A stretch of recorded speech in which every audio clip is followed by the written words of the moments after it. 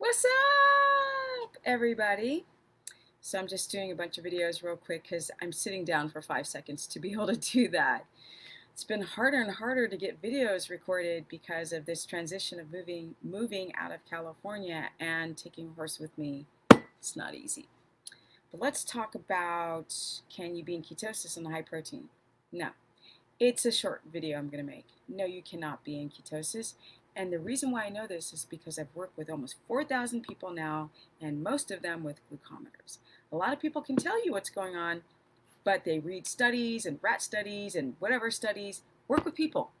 Because when you work with people, you get answers, right? You get clear answers because they're people studies and observational studies of people that you actually communicate with. Let's say consultations with people, and you're talking, and they come back to you, come back to you again, and they come back to you over 6 years. You're going to collect a lot of data there. So with that said, a lot of people, once their protein gets too high, their ketones either drop or they get really, really high. So there's a sweet spot for ketones. Now, it's been brought to my attention, right? Carnivore Yogi and I have talked about some of these myths. It should have been titled myth busting freaking video on keto and carnivore, but apparently there's this rumor going around that, if you don't present ketones on your glucometer, that means you're highly adapted. That's the dumbest thing I've ever heard in my life. The dumbest. Because I've worked with so many people. So I know that to not be true. If you're not registering ketones on eating high protein, then you're not in ketosis. Okay? That's in your blood. It doesn't disappear from your blood when you prick your finger. It's different when you're using a urine strip, because urine strip can be clear and you be in ketosis. That means your body's using those ketones. Whereas turning purple could mean metabolites in your urine and you're losing ketones. All right, enough with that. But what I'm saying is a lot of people have this going around saying like, well, if you're not presenting ketones, you're in ketosis. No, you're not. And people will lie and just, copy what somebody else is saying. Sounds good to you? Sounds good to me too. And then talk about it. You guys, if you eat too much protein, it's like, first of all, you have to eat the protein, right? You have hypochlorhydria, right? Low stomach acids. You don't do well on meats. You don't do well on red meat. You know how many people I coach that don't do well on red meat? Because they have hypochlorhydria. They try to eat that meat. They're like, it's turning. Yes. Yeah. And then you try to eat this, a lot of meat, 2 pounds of beef, right? Lowers your GFR, puts stress on your kidneys because you already were having a weighing issue with your dehydration. Chronic dehydration prior to doing a low carb ketogenic or carnivore diet, and then that eating 2 pounds of beef or eating a lot of protein, plus a lot of them aren't eating that, especially all women. I'm eating 2 pounds of beef, blah, blah, blah, blah, blah, eats 2 pounds of beef. No, they don't. They lie, okay? I mean, I've been a trainer for years. I can look at somebody's body and see how they eat. It's not that hard. Once you have the trained eye, you can see it. With that said, somebody also said, oh, you can't have abs. You can't have abs when you are doing keto for too long. Just the dumbest myth crap I've ever heard.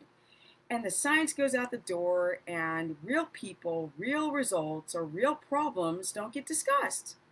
Just like our world today.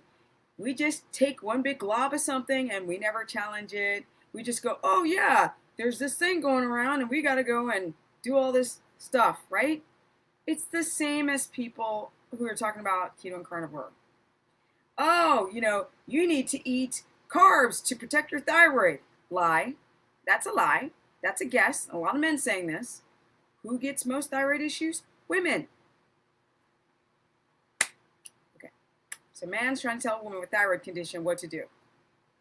You're not an endocrinologist, and even the endocrinologists don't understand diet and lifestyle. So they just look at numbers and test results and then take this little, level of thyroxine or some Synthroid or some Armor. You guys, it's really, really, really important to not eat high protein. because your body can only chew, digest, and use a certain amount of protein. And when you have hypochlorhydria, worse.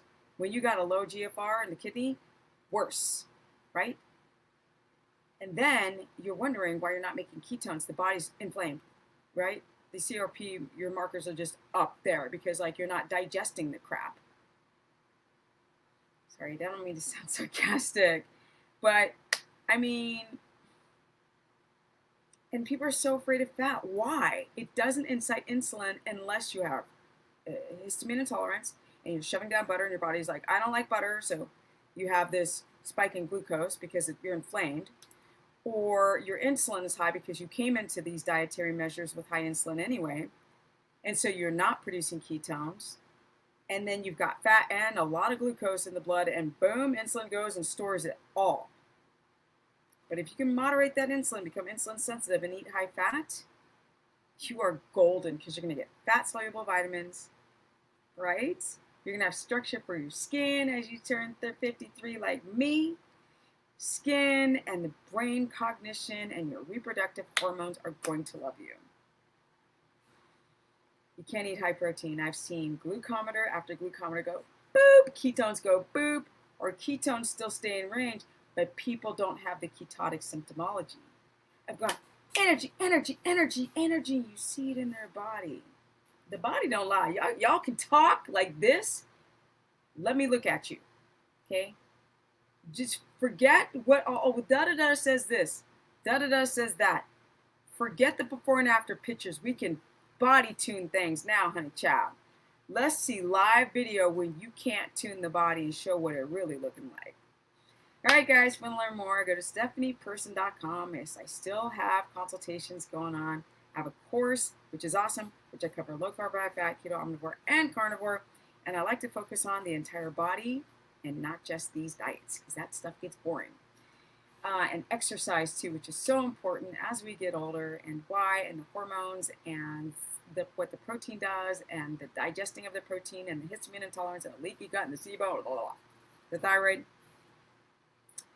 You can go to Stephanie Ketogenic on my Instagram. I'm going to change all these names to one day. I swear I'm not a millennial. Like, I just got it wrong.